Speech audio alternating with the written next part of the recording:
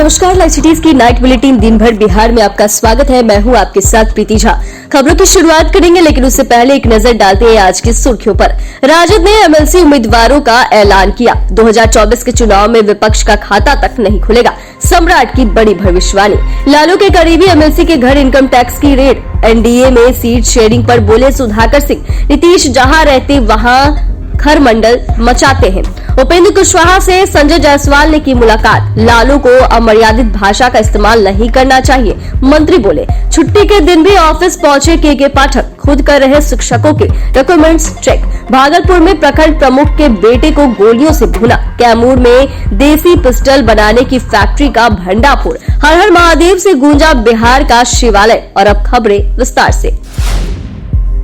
राजद ने एमएलसी उम्मीदवारों की घोषणा कर दी है। पार्टी ने राबड़ी देवी, अब्दुल बारी सिद्दीकी, उर्मिला ठाकुर और फैसल अली को उम्मीदवार बनाया है। भाकपा माले के शशि यादव के नाम भी राजद ने घोषित किए।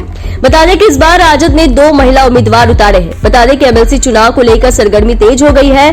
बिहार विधान परिषद के 11 सीटों के लिए चुनाव की प्रक्रिया चल रही है। बिहार में एमएलसी के लिए 21 मार्च को वोटिंग होना है।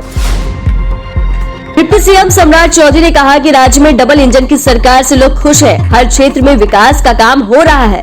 सम्राट ने कहा कि इस बार लोकसभा चुनाव में एनडीए सभी 40 सीटों पर जीत दर्ज करेगी। अगले वर्ष होने वाले विधानसभा चुनाव में पूरी बहुमत के साथ एक बार फिर एनडीए की सरकार राज्य में बनेगी। उन्होंने कहा कि विपक्ष के पास कोई विजन नहीं है। लोकसभा चुनाव में उनका खाता तक नहीं खुलेगा। वहीं पीएम के घरेलू गैस सिलेंडर के दाम कम करने के फैसले को ऐतिहासिक बताया। साथ ही राहुल गांधी पर भी तंज कसा। प्रधानमंत्री महिलाओं का हमेशा से सम्मान करते हैं। ये फैसला आने वाले दिनों में मील का पत्थर साबित होगा। आरजेडी सुप्रीमो लालू प्रसाद यादव के करीबी और सिवान से आरजेडी एमएलसी विनोद जायसवाल के कई ठिकानों पर आयकर विभाग ने छापा मारा। बताया जा रहा है कि ये छापेमारी टैक्स चोरी के मामले में की गई। एमएलसी के पटना के बोर्डिंग रोड पर छापेमारी के बाद हड़कंप मच गया। जानकारी के मुताबिक विनोद जायसवाल शराब कारोबार से जुड़े हुए हैं। आयकर की टीम उनके कई ठिकानों पर छापेमारी करने पहुंची। यह छापेमारी कोलकाता से आईटी की टीम की तरफ से की गई। एनडीए में सीट बंटवारे में हो रही देरी पर आरजेडी ने तंज कसा है। आरजेडी विधायक सुधाकर सिंह ने इसके लिए मुख्यमंत्री नीतीश कुमार को जिम्मेवार ठहराया है और कहा है कि नीतीश जहां भी जाते हैं खरमंडल मचाते हैं। उनसे इससे बेहतर उम्मीद है कि कल्पना नहीं की जा सकती है। इस राजनीति से विदा होने से पहले नीतीश कुमार चाहेंगे कि नई पीढ़ी राजनीति में स्थापित न हो। यह नीतीश कुमार की मुहिम है। इसे बिहार की जनता अच्छी तरह से समझती है। उनकी बिहार से विदाई तय है। वहीं आरजेडी एमएलसी के घर आईटी की रेड पर उन्होंने कहा कि इससे लग रहा है कि बिहार में बहुत जल्द चुनाव होने जा रहा है।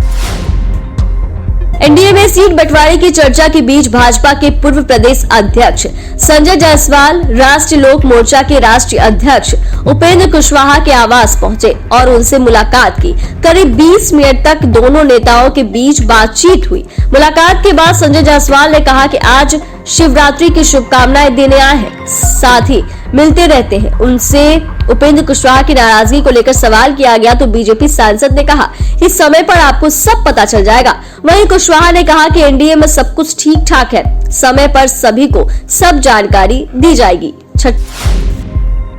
पीएम मोदी परिवार को लेकर दिए गए बयान पर मंत्री प्रेम कुमार ने पलटवार करते हुए कहा कि लालू प्रसाद यादव को अमर्यादित भाषा का इस्तेमाल नहीं करना चाहिए। यह सब गलत बात है। उन्होंने कहा कि हमारा एजेंडा विकास का है। हम फालतू के बयानों में नहीं जाते हैं। कौन क्या कह रहा है इसमें हमें मतलब नहीं है। उनको यह तो नहीं कहना चाहिए। मंत्री ने कहा कि पीएम ने तो कहा है कि पूरा देश हमारा परिवार है।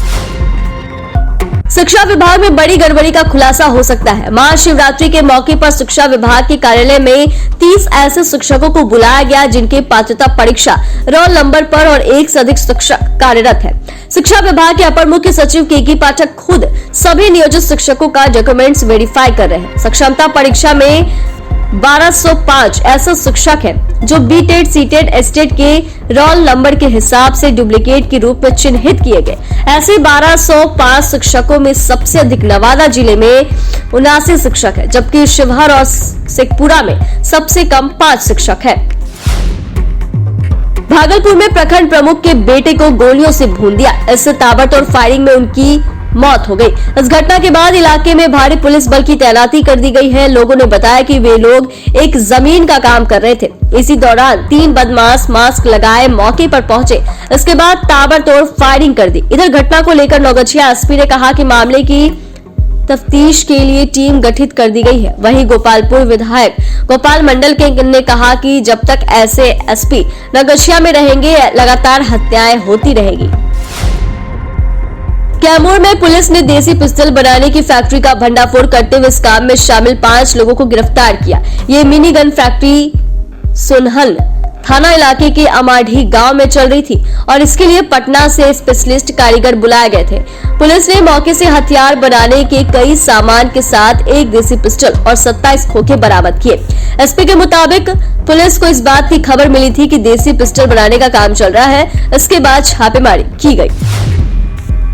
महाशिवरात्रि के दिन मंदिर में बाबा भोलेनाथ की पूजा अर्चना की। यहाँ आस्था का जनसैलाब उमड़ पड़ा। शिव भक्त भगवान भोलेनाथ पर जलाभिषेक कर भोलेनाथ का जयकारा लगाया। मंदिर के पुजारी ने बताया कि आज का दिन बहुत ही शुभ है।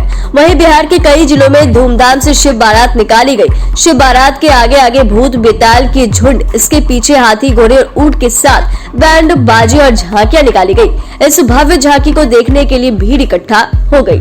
चैनल को सब्सक्राइब करें, फेसबुक पेज को लाइक करें। धन्यवाद।